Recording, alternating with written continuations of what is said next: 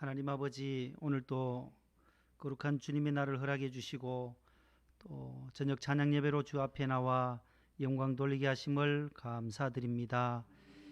하나님, 우리의 영혼이 사냥꾼의 올무에서 벗어난 새같이 우리의 영혼이 예수 그리스도 안에서 참 자유와 해방을 맛보게 하심을 감사합니다. 곤고한 우리 인생들이 주 안에서 살게 하시고 성령 충만한 삶을 살 수 있도록 인도하심을 감사합니다. 하나님의 상속자로서 성령의 사람으로, 믿음의 사람으로, 은혜의 사람으로, 사랑의 사람으로 우리를 변화시켜 주옵소서. 오늘 밤에도 하나님 찬송하며 나아갑니다. 은혜의 보좌 앞에 나와 예배하는 우리 성도들의 그 심령 가운데, 가정에서 또 온라인으로 예배드리는 사랑하는 자녀들과 우리 모든 가족들에게도 주의 은혜와 긍휼과 평강이 넘치기를 원합니다. 우리가 기도해야 할 기도의 제목들이 아름답게 응답되게 하여 주시고, 또 우리가 기도함으로 우리의 가정이 복을 받게 하시며, 우리가 기도함으로 말미암아 이 나라 이 민족이 교회가 복을 누리게 해 주시옵소서. 하나님 목동 성전을 향하신 하나님의 원대한 계획과 뜻과 섭리가 있은 줄로 믿습니다. 하나님께서 재건축에도 은혜를 내려주시고 모든 막힌 것들이 잘 풀어지게 하여 주시옵소서. 우리 기관장님들 수고하며 애쓰며 충성하는 그 수고와 헌신을 늘 기억하여 주시며 하늘의 상급으로 주님 기록하여 주옵소서. 청년부 회장님과 여러 지체들이 오늘 또 찬양팀으로 구성되어져 주님 앞에 찬송했습니다. 온 성도들과 함께 찬양하는 이 밤에 우리의 마음이 기쁨이 넘치게 도와주시고, 우리가 언젠가는 이 땅을 떠나 천국에 입성하여 늘 주님과 찬송하는 삶의 영원토록 이어짐을 믿고 이 땅에서도 기쁨으로 찬양하며 경배하게 하여 주시옵소서.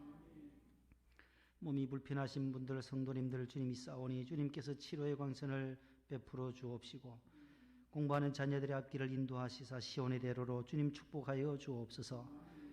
우리 청년들의 앞길을 주님 인도하시사 시온의 대로로 인도하시되, 청년의 때의 창조자를 기억하며 하나님을 경외하는 일에 앞장설 수 있는 청년들 되게 하시고, 저들의 꿈과 비전을 주님께서 이루어 주시기를 원합니다. 이 밤에도 또 우리 본당에서 예배드리시는 성도님들과 또 분립개척 교회들 위에도 은혜를 내려 주시옵고, 일평생 수고하시며 충성하신 우리 항존직들 또 은퇴의식도 있습니다. 하나님께서 본당에 큰 은혜를 베푸시고 선교적 사명을 감당하는 깨어있고 기도하는 교회로, 선교하는 교회로, 사명을 감당하는 교회로, 신부와 같은 교회로 우뚝 세워 주시옵소서. 이 밤도 우리와 함께 해주시는 예수님의 이름으로 감사하며 기도하옵나이다. 아멘. 523장 우리 찬송 하나 부르고 오늘 본문을 함께 보도록 하겠습니다. 523장, 오늘 본문 제목과 같은 말씀이 나오는 찬송입니다. 어두운 죄악길에서 목자 없는 양같이 모든 사람 길 찾아 헤맨다.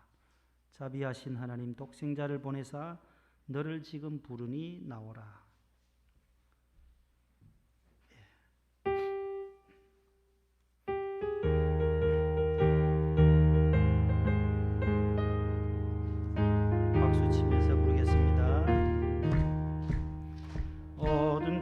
길에서 목자 없는 양같이 모든 사람 길 찾아 헤맨다. 자비하신 하나님 독생자를 보내사 지금 너를 부르니 나오라. 이때라 이때라 주의 긍휼 받을 때가 이때라. 지금 주께 나와 겸손하게 아뢰라. 구원함을 얻으리 험한 십자가 위에 달려 돌아가신 주 다시 살아나셨네. 기쁘다. 죄인 구원하실 때 어서 주께 나와 크신 은혜 구하라 구하라. 이때라 이때라 주의 긍휼 받을 때가 이때라. 겸손하게 아뢰라. 구원함을 얻으리. 주의 귀한 말씀에 영원 생명 있나니 주님 너를 용서해 주신다. 주가 부르실 때에 힘과 정성 다하여 주의 은혜 받으라. 이때라 주의 긍휼 받을 때가 이때라. 지금 주께 나와 겸손하게 아뢰라. 구원함을 얻으리. 세월 빨리 흐르고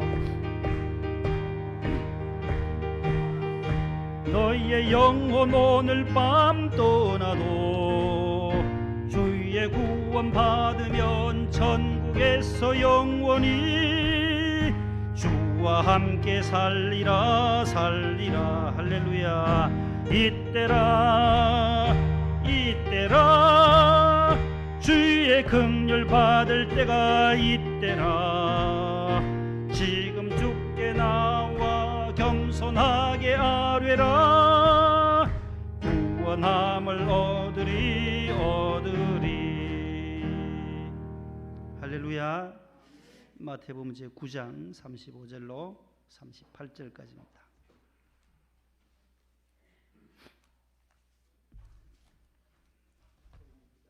마태복음 제9장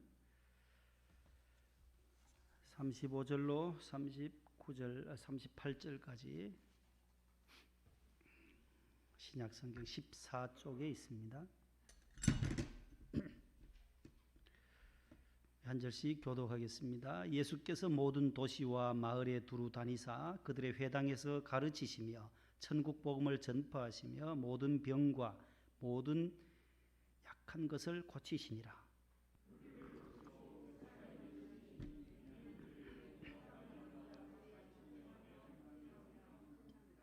이에 제자들에게 이르시되 추수할 것은 많되 일꾼이 적으니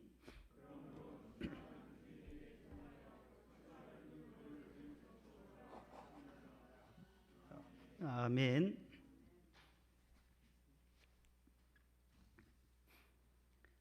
따라합시다. 목자 없는 양의 비유. 오늘 본문 36절에 목자 없는 양과 같이라는 단어가 있고, 우리가 조금 전에 부른 찬송에도 어두운 죄악길에서 목자 없는 양같이 모든 사람 길 찾아 헤맨다. 유일하게 여기에 오늘 본문과 같은 찬송이 523장이었습니다. 오늘은 목자 없는 양의 비유를 함께 나누려고 합니다.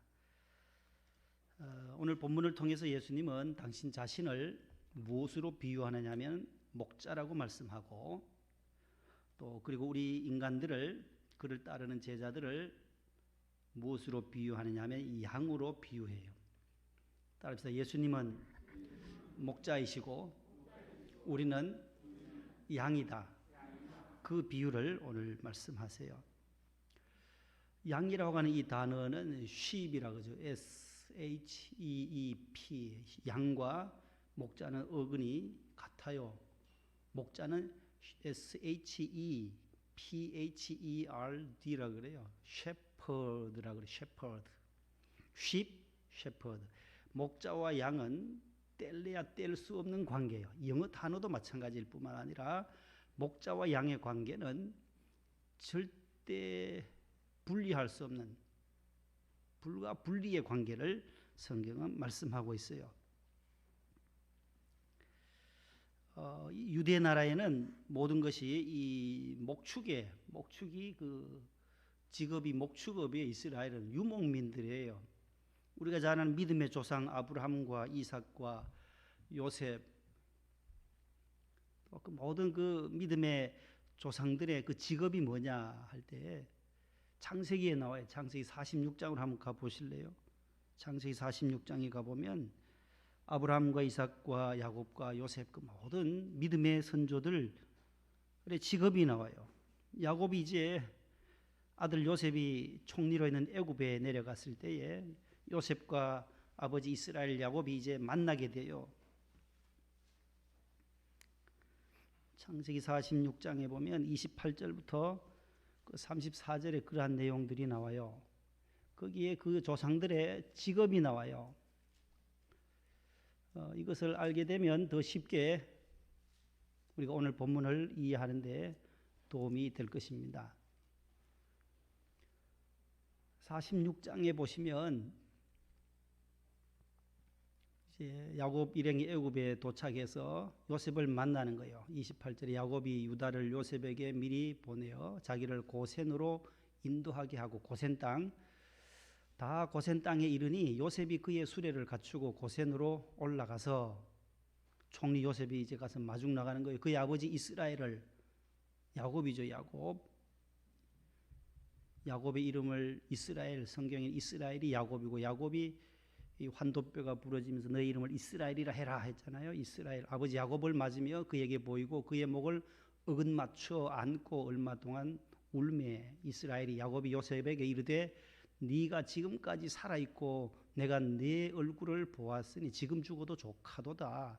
아들이 죽었는 줄 알았는데 애굽에서 총리가 되어 있어서 이제 얼굴 보았으니 이제 죽어도 여한이 없다. 31절 요셉이 그의 형들과 아버지의 가족에게 이르러 내가 올라가서 바로에게 아뢰어 이르기를 가나안 땅에 있던 내 형들과 내 아버지의 가족이 내게로 왔는데 32절 다 같이요.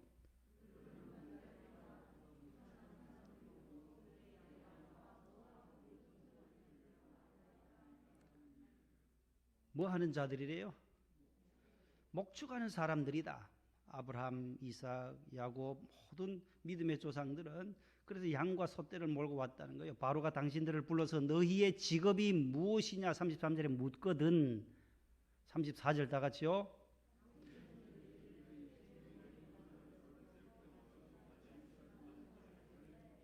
네, 됐습니다. 거기까지. 어렸을 때부터 지금까지 목축하는 자들이 온대. 자, 모두가 유목민들 생활, 유목민의 생활이 이스라엘은 목자와 양의 관계를 비유로 말하면 쉽게 이해가 되었어요. 그래서 예수님이 이런 비유를 하시는 거예요. 우리나라 상황은 잘 모를 수도 있어요. 목자, 뭐 양을 쳐본 적이 있습니까? 여러분들이 또 뭐 소를 먹어본 적이 있으면은 좀 그래도 이해는 가요. 우리 양도 저도 먹여본 적도 없고 염소도 먹여본 적이 없어요. 집에서 그냥 소는 먹어봤지만은 그러나 양과 목자의 관계를 예수님이 오늘 비유하시는 것은 비유라고 하는 것은 이스라엘 사람들 제자들에게 딱 말씀드리면은 쉽게 하늘나라 비유를 이것으로 설명하면서 받아들이기 쉽다라는 거예요. 유대인들에게는 이스라엘 사람들에게는. 그래서 이런 비유를 하시는 거죠. 씨 뿌리는 비유도 말씀하는 것도 하늘나라의 그 진리를 가르치실 때에 비유로 말씀하시는 거예요. 오늘 여기 목자와 양의 관계를 말씀하면서 저들에게 있어서는 매우 익숙한 경험이고 또 일상생활 속의 이야기이기 때문에 예수님이 목자와 양의 비유를 말씀하니까 그래 하면서 저들은 바로 알아차린다는 거예요. 아, 바로 맞아, 저거야. 목자와 양은 뗄 수 없구나. 떨어지면 양은 죽을 수밖에 없구나. 이 양은 목자를 따라가야 된다. 목자가 양을 따라가는 것이 아니라 양이 목자를 따라간다. 양이. 이 원리가 그렇다라는 거예요. 양이 앞서는 것이 아니라 목자가. 그래서 양은 길을 잃어버리면 참 어리석어요. 순하고 착하기도 하지만 길을 잃어버리면 뭐 지척에 있어도 목자 없이는 집에를 못 찾아온다잖아요. 못 찾아와요. 그 수백 마리를 목자가 양떼들을 거느리면서 저 어떻게 저녁에 해가 지면은 집으로 데려올 건가. 한 마리만 앞세워가지고 목자가 인도하면 다 따라오게 되어 있다는 거예요. 다 따라오게 되어 있다는 거예요. 그래서 쉽다는 거예요. 100마리, 수백 마리도 목자 한 사람만 있으면 그대로 다 외양간으로 다 잡아넣을 수 있다는 거예요. 예수님은 그 복음을 가르치실 때에 두루두루 다니시면서 말씀을 전하셨어요. 오늘 본문에도 보면 도시와 마을 목회, 도시 목회도 하셨고 예수님께서는 모든 도시와 마을에 두루 다니시면서 세 가지 사역을 하세요. 예수님의 공생의 사역의 핵심이 오늘 본문의 35절 말씀에 나와요. 그 첫 번째가 회당에서 무엇을 하셨느냐 하면 뭐 하셨대요? 예수님의 사역 첫 번째 따라합니다. 가르침의 사역. 티칭의 사역에 티칭, 가르치셨다라는 거예요. 하늘나라의 비밀을 가르치셨다는 거예요. 교육이 여기서 나온 교육. 디다케라고 하는 교육, 가르침. 그래서 우리 교회학교 교육이 중요한 이유도 예수님께서도 회당에서 율법을, 토라를, 하나님의 나라의 진리를 회당에서 가르치셨다. 가르치신 사역. 두 번째는 복음을 뭐 하셨대요? 전파하시며 복음을 전파하신 프리칭 사역을 하셨어요. 설교 사역, 말씀 사역. 가르치시고 프로클레임, 전파하시고. 그 다음에 세 번째, 모든 병과 모든 약한 것을 뭐 하시니라? 고치시니라. 치유 사역이에요. 힐링이라고 하는 게 힐링. 요 세 가지 가르치시고 전파하시고 그 다음 고치시고. 예수님의 사역 세 가지예요. 예수님의 사역이 세 가지. 이 사역을 하시에요. 다 두루두루 마을로 도시로 다니시면서 때로는 바다를 건너 배를 타시고 갈릴리 바다 저편으로 가면 또 제자들과 무리들이 쭉 따라와요. 또 이쪽으로 오면 이쪽으로 쏠리고 목자가 가는 곳마다 양떼들이 제자들이 따라간다는 거예요. 양 가는 대로 목자가 가는 게 예수님이 따라가시는 것이 아니고 벳세다 언덕에도 벳세다 들판의 오병이어의 사건도 마찬가지고 예수님이 가시는 곳이라면 다 따라와서 치료받기를 원하고 말씀 듣기를 원했다라는 거예요. 이 사복음서에 보면. 그래서 목자이신 예수님과 그 다음에 양, 여기는 잃어버린 양도 나오고 성경에 잃어버린 양, 그 다음에 따르는 제자들을 양이라고도 하고 그리스도인들, 예수님을 따르는 제자들, 그 사람들을, 그 무리들, 예수님을 따르는 무리들을 양으로 표현해요. 양. 그래서 그리스도와 그 다음에 교회, 양인 교회의 관계, 그리스도와 교회의 관계를 나중에 바울은 에베소에서 말씀하고 있어요. 그래서 교회는 신부다. 또 신랑과 신부의 비유로도 말씀하고 목자와 양의 비유로도 이렇게 말씀을 하고 있죠.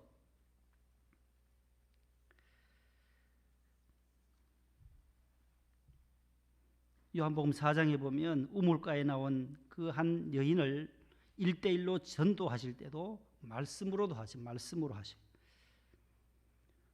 또 오늘 본문에서와 같이 행동으로 한 사람을 어루만져 주시면서 치료하신다는 거예요. 병든 사람, 약한 사람을 하나씩 다 말씀으로도 치료해 주세요.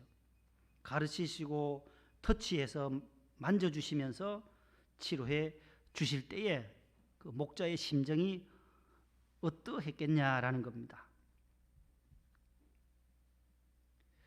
예수님이 목자로서 예수님께 찾아와서 치료를 받으려고 하는, 고침을 받으려고 하는, 말씀을 들으려고 하는 사람들을 볼 때는 유리방황하는 목자 없는 양떼들과 같은 심정으로 예수님은 지금 보셨다라는 거예요. 목자의 심정으로 보셨다라는 거예요. 목자 없는 양들처럼 그래서 가엾고 불쌍한 그러한 목자가 없으니까 양들은 얼마나 방황하겠어요. 바리새인들이나 또 서기관들이나 다 목자이신 예수님을 등지는 거잖아요. 따르지를 않잖아요. 다 자기들의 토라만 율법만 구약의 전승만 따르니까 목자 없는 사람들과 똑같은 사람들이에요. 우리가 지난번에 9장에서도 보았듯이 그럴 때에 예수님은 그 무리들, 당신을 따라오는 무리들을 보실 때에 어떻게 보셨느냐. 무리를 보실 때 36절에 보세요. 그 무리를 보시고 어떻게 여겼대요? 불쌍히 여기시니. 아주 중요한 말씀 여기 나와요. 오늘요. 목자이신 예수님이 무리를 보실 때에 그 목자의 심정은 어떠했겠는가. 요 한 단어가 다 가르쳐줘요. 어떻게 얘기했다고요? 지난 성경에는, 개혁 성경에는 민망히 여기시사, 민망히 여겼다고 했는데 우리 개역 개정 성경에는 이제 불쌍히 여기시니, 무리를 보시고 민망히 여기사, 무리를 보시고 불쌍히 여기사. 왜 불쌍히 여겼다라는 이 단어가 얼마나 중요한지 몰라요, 이 성경 속에서. 이것은 이 창자라고 하는, 심장이라고 하는 단어예요. 스플랑크나라고 하는 이 헬라어 단어. 창자라는 거, 창자가 끊어질 정도의 아픔이 있다라는 거예요. 성경 읽다 보면 여러분, 불쌍히 여기다, 세리도 나를 불쌍히 여겨주세요. 예수님 앞에 기도할 때 이 불쌍히 여달라는 것은 창자가 끊어질 정도의 그러한 아픔을 가지고 말씀하는 거다라는 거예요. 그래서 에스플랑크니스테라고 하는 이 단어는 바로 창자가 끊어질 듯한 아픔, 이것이 목자의 심정이라는 거예요.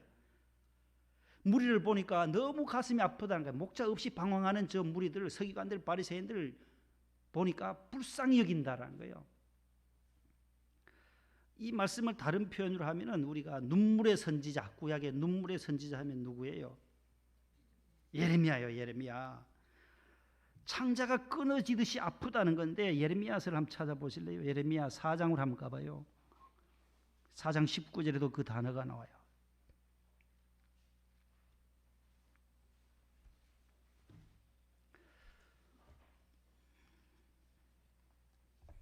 하나님과 이스라엘 백성들 사이에서 하나님을 배역한 이스라엘을 위해서 눈물 흘려 기도했던 예레미야 선지자의 그 탄식이 나와요.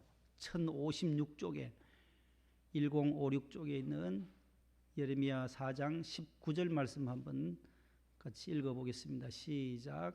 슬프고 아프다. 내 마음속이 아프고 내 마음이 답답하여 잠잠할 수 없으니 이는 나의 심령이 나팔 소리와 전쟁의 경보를 들음이로다. 아멘. 자, 여기에 슬프고 아프다, 이 스플랑크나 불쌍히 여기사, 예수님의 이 지금 하시는 예수님의 심정과도 같다는 거예요. 지금 예레미야가 그 슬프고, 슬자 앞에 아라비아 숫자 7자가 있나요?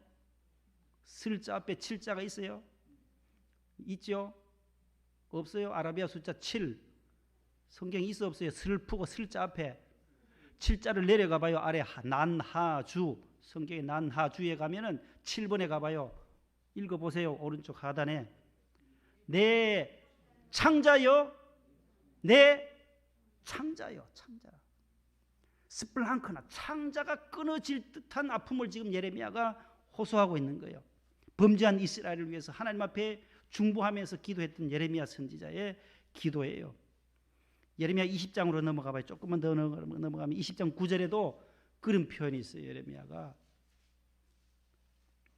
불쌍히 여겼다. 창자라는 뜻이, 창자 원어는 창자라는 거예요. 창자가 끊어질 정도의 그러한 아픔이라는 거예요. 1082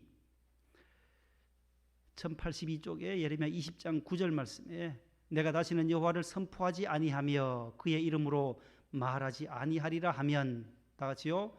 나의 마음이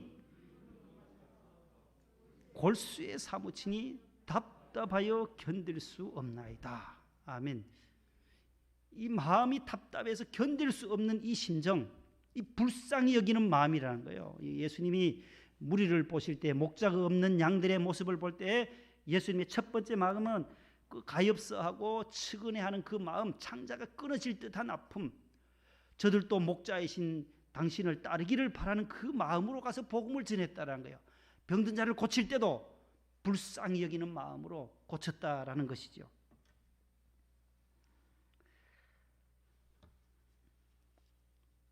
우리가 예수님의 이 심정을 본받는다면 봉사도, 구제도, 헌신도 이 자세를 취해야 한다는 거예요. 우리가 어려운 사람을 볼 때에, 도와야 할 대상자가 생겼다 할 때에 갔다가 내일 오시오, 오늘은 줄 수 없습니다, 자만히 있는 것처럼 그런 말씀이 아니라 예수님의 심정이라면 불쌍히 여기서 우리가 그 가진 것을 나누어 준다. 구제도 마찬가지고 봉사도 마찬가지고, 우리가 3월 집회 헌금을 드릴 때도 우리가 구별해서 차등을 둬서 주질 않아요. 위급한 분들이 도움을 요청하면 서울이든 전라도든 경상도든 요청하는 대로 이번에 3월 집회 때 우리가 드린 헌금도 개척한 지 1년 만에 개척하시다가 쓰러진 목사님이 전주 산성교회 목사님이세요. 뇌출혈로 병원에 쓰러지니 큰아들도 돌아가시고 작은 아들이 지금 주의 종의 길을 걸어가는 거예요. 아들도 하나 먼저 보내고 사모님이 지금 일하러 다니시니 도움을 요청하니까 이거 뭐 어떡하겠어요? 예수님의 마음이 불쌍히 여기는 마음이 있을 때, 우리가 도와주고자 하는 마음이 있을 때는 즉시 도와줘야 돼요. 즉시. 예수님이 여기 불쌍히 여기다는 이 단어가 참 너무나도 귀해요. 자꾸 미루는 것이 아니라 다음에 도와주겠지, 다음에 도와줄게요, 다음에 하다가 영영 못 도와줘요. 어려운 사람이 있으면 내 앞에 어려운 자가 나타나고 내 앞에 이렇게 무리들처럼 목자 없는 양과 같이 방황하고 힘들고 어려운 자들이 있을 때에 그 마음이 전달되어질 때 도움을 줄 수가 있어요. 예수님같이 불쌍히 여기는 마음이 없이는 절대로 구제 못해요. 절대로 우리가 도움을 줄 수가 없어요. 우리가 성탄절에도 마찬가지고, 여기 우리 회장님도, 청년부 회장님도 노숙자들을 위해서 우리가 청년들이 가서 봉사합시다 하니까 그대로 가서 함께하고, 본인의 또 월급 받은 걸 더 내놔요. 더 내놔가지고 봉사하러 가는 거예요. 그 불쌍히 여기는 그 마음이 함께 동했다는 거예요. 함께 움직일 때에 그것이 가능하다는 거죠. 예수님께서 오늘 주시는 이 말씀 속에 아주 우리의 봉사의 자세, 구제의 자세에 대한 말씀도 곁들여서 오늘 우리에게 가르쳐주고 있습니다. 마치 이것을 다시 더 쉽게 설명하면, 우리 어린 자식이, 우리 자녀가 열이 올라서 40도까지 오르락내리락 할 때에 그 부모의 심정, 그것이 오늘 목자인 예수님의 심정이다라는 거예요. 목자 없는 양들을 향한 목자이신 예수님의 심정이 바로 자신이 낳은 자녀가 고열로 인해서 40도, 41도 오르락내리락하고 숨을 헐떡일 때에 차라리 어머님 어때요? 차라리 내가 고열로 고생하는 것이 낫지, 그런 생각 안 들어요? 내가 아팠으면 좋겠다는 거예요. 그 어린 자식보다가. 그게 부모의 심정이잖아요. 이 목자의 심정이 뭐 더 어떻게 설명할 길이 없어요. 그 설명이 가장 적합하지 않단 말이에요. 우리 자녀가 죽어야 할 그 자리에 내가 죽고 싶어하는 그 마음이 바로 목자의 심정이다라는 거예요. 불쌍히 여기는 그 마음. 오늘 여기에 특별히 육체적인 것만 아니라 영적으로 죽어가는 심령들을 볼 때 예수님은 더 스플랑크나 이 창자가 끊어질 듯 아팠다라는 거예요. 육적인 것은 뭐 먹여주면 되는, 해결하면 되지만 저들의 영혼이 구원받지 못하면 지옥 가야 할 사람이니까 더 불쌍히 여기시는 거예요, 예수님이. 그래서 우리가 전도할 때 이 마음이 없이는 우리가 전도가 힘들어요. 우리 가족이나 우리 친지들, 이웃에 아시는 분들을 전도할 때에 이 불쌍히 여기는 마음이 여기서 작동이 되어야만 전도할 수 있어요. 이 마음이 없이는 전할 수가 없다는 거예요. 그 다음에 계속 이 추수할 일꾼에 대한 얘기도 나오는데, 추수하려면, 알곡으로 만들려면, 전도하려면 이 마음이 발동이 되어져야 한다는 거예요. 아무리 전도해도 참 쉽지 않잖아요. 전도할 때 끝까지 우리가 참고 인내하면서 예수 믿어야 된다라고, 중간에 포기해서는 안 된다는 거예요. 끝까지 기도하면서, 중보 기도하면서 예수 믿도록 해야 되는데, 그래도 끝까지 참아야 되는데 중간에 그런 마음이 안 생기겠어요? 에라이 지옥이나 가란 말이에요. 그런 생각이 버뜩 들어요. 그렇게 교회에 나와 예수 믿으라 해도, 천국 백성 삼아야 된다고 해도 안 믿는 사람들이 있단 말이에요. 몇 년을 끌어도 10년, 20년이 지나도 애만 먹이고 전도에 복음을 전해도 말 안 들을 때는 어휴 저러다 지옥이나 가란 말이지. 그런 마음이 왜 안 생기겠어요? 그러나 그 마음까지 다 접고 예수님처럼 영혼이 구원 얻을 수 있도록 끝까지 불쌍히 여기는 마음이 있을 때에 영혼을 구원시킬 수 있다는 거예요. 약한 자, 모든 병든 자, 약한 자들을 예수님은 다가가셔서 치료해 주신 거예요. 가까이 가셔서. 요한복음 5장에 보면 참 아주 특별한 사람이 한 분이 나타나요. 그 사람이 누구냐 하면 38년 된 병자예요. 38년 동안 누워 있었으니 얼마나 답답하겠어요. 그래서 요한복음 5장에 보면은 그 연못이 하나 이름이 나와요. 무슨 연못이죠? 베데스다 연못이 나와요.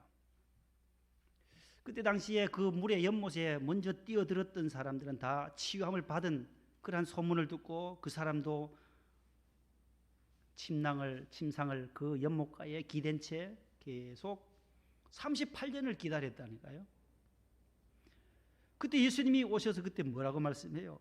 그때 그에게 나타나셔서 너가 낫고자 하느냐 그렇게 물으세요. 38년 동안 누워 있는데 너가 낫고자 하느냐 할 때 이 환자가 뭐라고 예수님께 말씀하느냐 하면은 정상적이다라면 어떻게 대답해야 돼요? 네, 낫고 싶어요. 예수님, 저를 한번 살려주세요. 이렇게 대답하면 돼요. 그런데 이 사람 보세요. 38년 동안 누워 있으니까 대답하는 것 보세요. 나를 저기에 넣어줄 사람이 없어서 엉뚱한 소리만 하는 거예요. 너가 지금 낫고자 하느냐 묻는데 저기 넣어줄 친구도 없고 저는 옆에 아무도 없어요. 무슨 말이에요?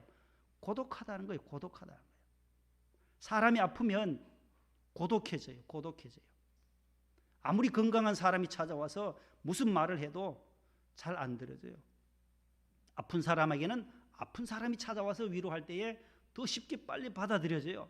그래서 병원에 입원하여 계시는 분들이 옆에 병실, 옆에 누워 계신 분이 위로할 때 더 위로를 얻어요. 신방 가서 어떻게 우리가 좋은 말을 하려고 하지만 큰 위로가 되지를 않아요. 그냥 기도하고 있습니다. 이 정도만 우리가 해야지 거기서 내가 이런 약을 써보고 또 이렇게 하니까 이렇게 됩니다. 아무리 얘기해도 잘 안 들려와요. 환자에게는.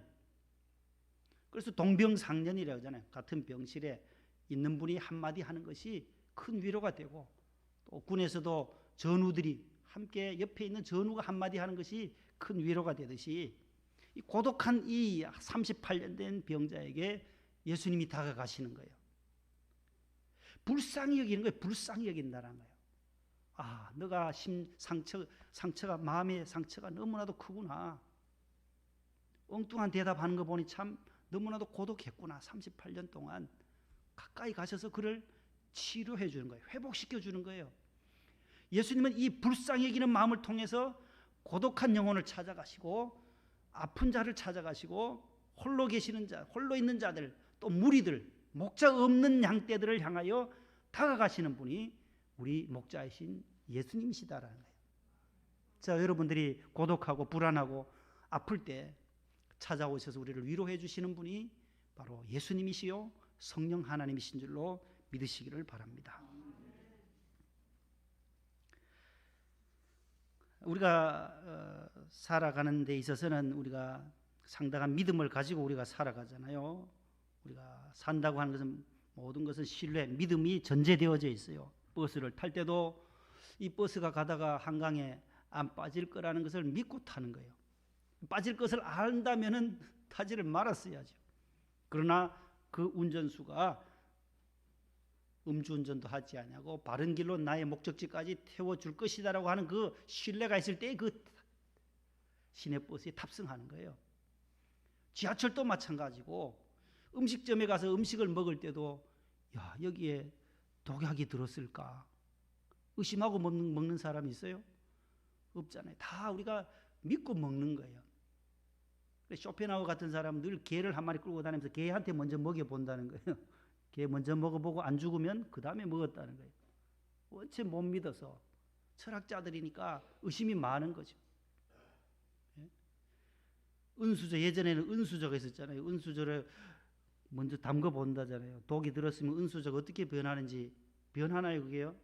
색깔이 좀 변해요?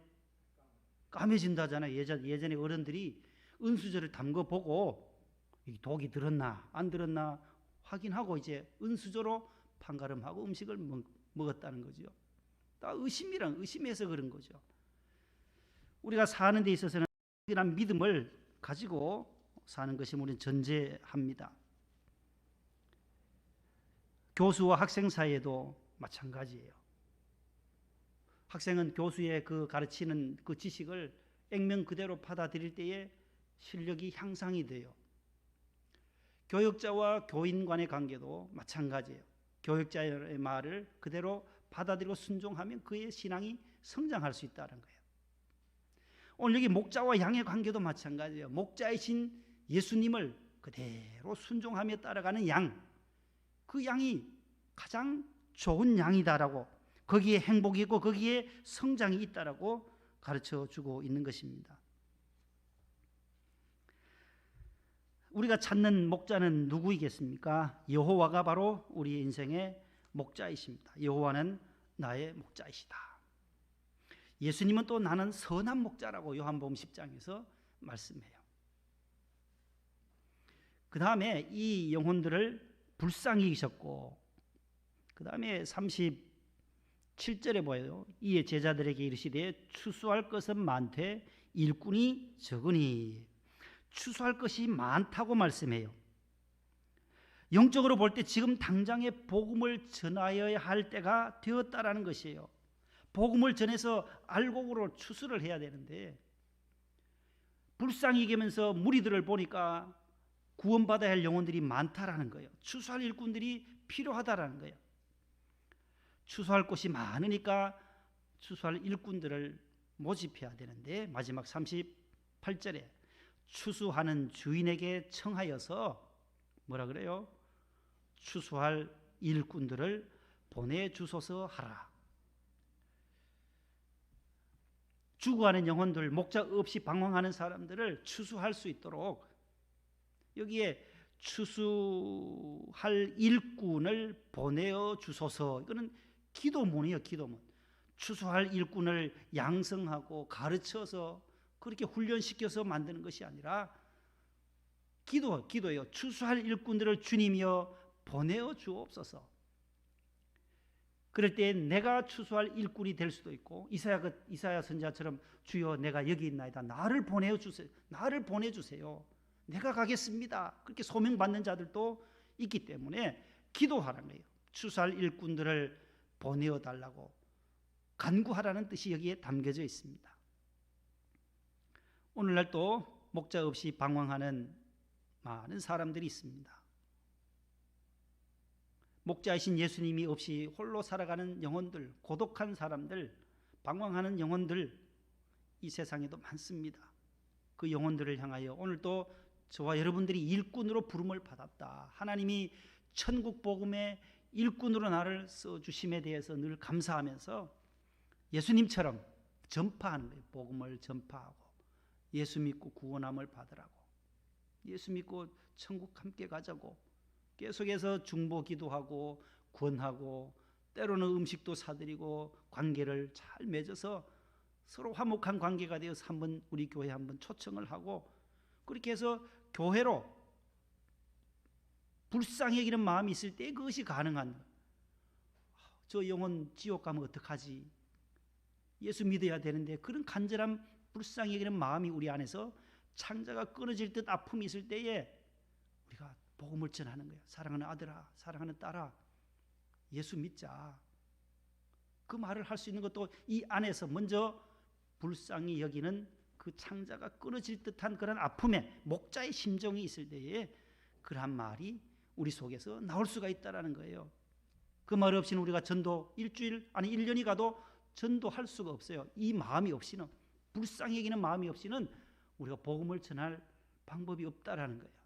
그래서 오늘 목자 없는 양 같은 사람들을 목자이신 예수님을 소개해서 고독 가운데, 질고 가운데, 약함 가운데 있는 자들을 예수님으로 말미암아, 목자이신 예수님으로 말미암아 구원받는 일에 우리를 일꾼으로 써달라고 하는 그러한 간절한 소원이 우리 모두에게 있기를 바랍니다.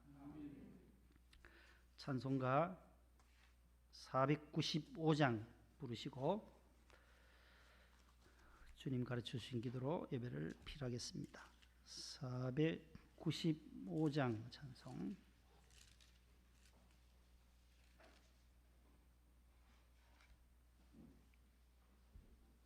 495장.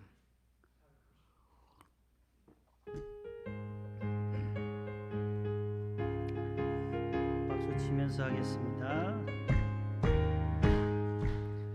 익은 곡식 거둘 자가 없는 이때에 누가 가서 거둘까?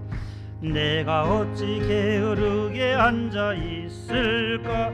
어서 가자 밭으로 보내주소서, 보내주소서. 재단 숯불 내 입술에 대니 어찌 주저할까? 주여 나를 보내주소서. 주가 두루 다니시며 일꾼 부르나 따르는 자 적도다. 보라 주의 사랑하는 익은 곡식을 어서 거두러 가자. 보내주소서, 보내주소서. 재단 숯불 내 입술에 대니 어찌 주저할까? 주여 나를 보내주소서. 주가 나를 부르시니 언제 어디나 기뻐 가서 일하리. 주가 명령 내리실 때 능력 받아서 기뻐 거두리로다. 보내주소서, 보내주소서.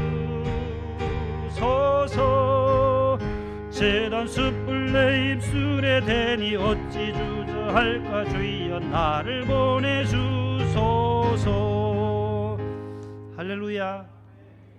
옆에 분과 인사합시다. 한 주간 승리하세요.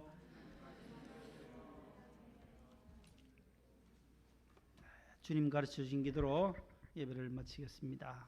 하늘에 계신 우리 아버지여, 이름이 거룩히 여김을 받으시오며 나라의 임하옵시며 뜻이 하늘에서 이룬 것 같이 땅에서도 이루어지이다. 오늘날 우리에게 일용할 양식을 주옵시고 우리가 우리에게 죄 지은 자를 사하여 준 것 같이 우리 죄를 사하여 주옵시고 우리를 시험에 들게 하지 마옵시고 다만 악에서 구하옵소서. 대개 나라와 권세와 영광이 아버지께 영원히 싸움나이다. 아멘.